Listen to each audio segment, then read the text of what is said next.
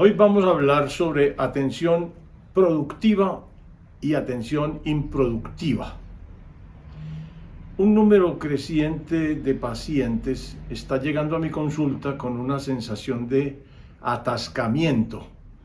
Es como una sensación donde sienten que a partir de ahí, del estado en que están, no hay nada conducente, nada constructivo, como si se les hubieran agotado todas las opciones constructivas posibles. Es frecuente, digo, y parece ser que la incertidumbre que estamos viviendo, por lo menos en este país y en el mundo en general, favorece una centración de la atención en uno mismo y de cara al pasado. ¿Qué significa eso? Que la gente está pensando básicamente en los efectos que recibe de su medio, que son considerados adversos o considerados aversivos o considerados, digámoslo, catastróficos en alguna medida. Eso hace que la gente se centre básicamente en hacer un inventario sistemático y permanente de las cosas que considera malas. Incluso cuando hace el inventario y a la par con las malas aparecen algunas opciones posibles, digamos, positivas, sin embargo, le dé más importancia a las negativas y eso hace que la carga general emocional sea predominantemente negativa, predominantemente asociada con la ansiedad y inclusive con los estados depresivos.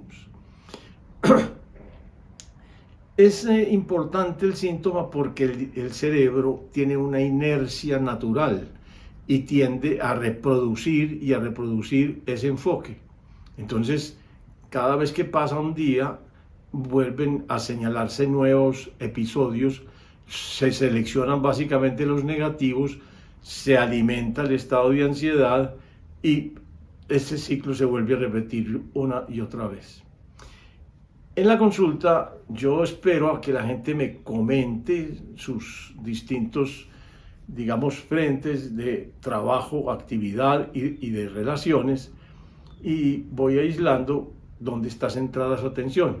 Muy fácilmente y muy rápidamente encuentro que está, vuelvo a decirlo, centrada en él y de cara al pasado. Por supuesto, yo sé que hay que cambiar ese enfoque. El enfoque básicamente hay que cambiarlo para centrarlo en las demás personas y si es una organización, en la organización y de cara al futuro, es decir, a lo que puede ocurrir hacia adelante.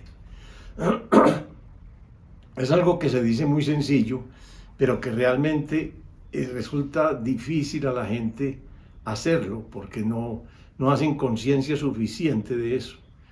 Y yo siento, sin embargo, que hay una parte importante y es que cuando llegan a esa sensación de atasco definitivo, ese estado es un estado muy propicio para el cambio. Cuando no ha llegado todavía suficientemente a un estado donde está absolutamente claro que no hay nada más que hacer,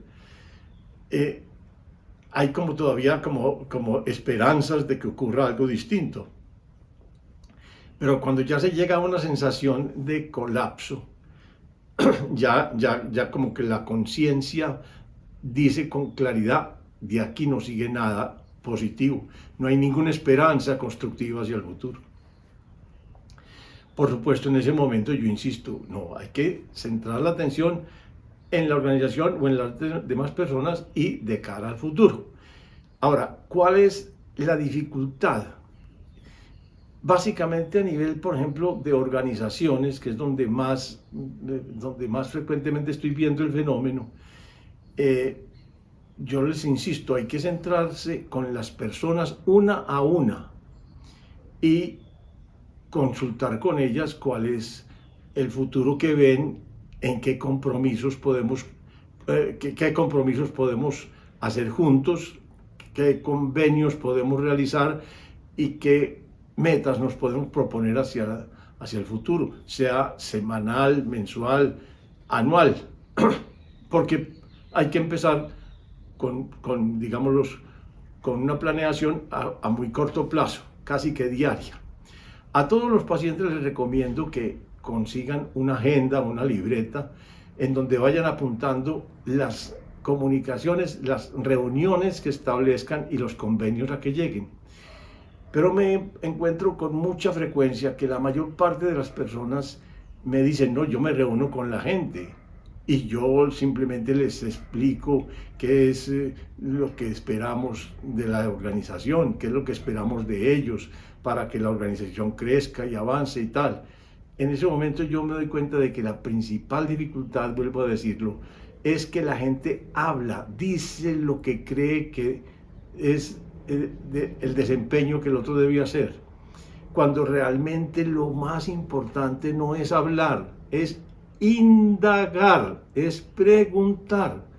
¿Pero preguntar qué? Preguntar por las experiencias que la gente ha tenido. Es increíble, yo recuerdo una empresa muy grande aquí en Colombia, de la cual yo fui asesor durante muchos años. Y alguna vez nos encontramos el director técnico, que es un tipo absolutamente importante, porque la tecnología que manejaba, había dos tecnologías en el mundo importantes y las dos las manejaba con solvencia absoluta. Y el otro era el jefe de ventas corporativo de la organización, es decir, era el jefe de todos los gerentes de ventas de las distintas empresas del grupo. Entonces, nos encontramos para evaluar un nuevo tipo de almacén que se había diseñado y formado en la organización. Cuando llegamos, entonces, los dos directivos de la organización decidieron hacer una ronda solos, ellos dos juntos. Y yo me quedé con el gerente del almacén. Ese gerente era para mí muy importante porque ese almacén fue una remodelación de una sala de ventas que existía antes y que existió durante muchos años en ese mismo sitio. Entonces se remodeló, se amplió, se pusieron nuevos portafolios, nuevas exhibiciones, nuevas cosas y se estableció un nuevo formato de almacén, que era el que íbamos a evaluar. Pasaron 2 horas, durante esas 2 horas yo estuve con el gerente básicamente indagándole su experiencia, qué tipo de gente llega aquí, cómo llega en carro, llega en bicicleta, llega a pie, llega en camioneta, llega en bus, cuál es la vía o el medio de comunicación que utiliza para llegar aquí, cómo es la organización, cómo es todo el portafolio que tienes, háblame de él, cuáles son las líneas que más se mueven, las líneas que menos se mueven. Una por una las variables, digamos, de lo que llamábamos la maestría comercial, yo la fui indagando a través de los ojos del gerente. Y poco a poco me di cuenta de que había algunas cosas para corregir y las íbamos cambiando durante la marcha, pero siempre basado en lo que él me contaba. Por ejemplo, le decía yo, hombre, ustedes hacen merchandising de precios y cómo lo administran. Y de pronto me daba cuenta que los precios más bajos eran los que ponían al frente de la tienda, de manera que cuando la gente pasaba veía precios bajos y decidía entrar.